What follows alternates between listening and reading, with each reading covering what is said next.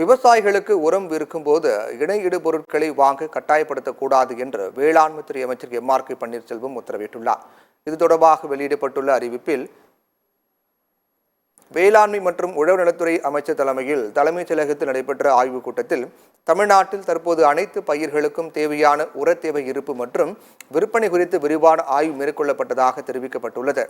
ஆய்வுக் கூட்டத்தின் போது யூரியா, டிஏபி, பொட்டாஷ் காம்ப்ளெக்ஸ் மற்றும் இதர உரங்களின் தேவை மற்றும் சம்பா பருவத்திற்கு தேவையான கையிருப்பு குறித்து ஆய்வு செய்யப்பட்டு தற்போதைய உர இருப்பு தேவையை விட அதிகமாக அனைத்து மாவட்டங்களிலும் இருப்பு வைக்கப்பட்டுள்ளது என உறுதி செய்யப்பட்டுள்ளதாக கூறப்பட்டுள்ளது.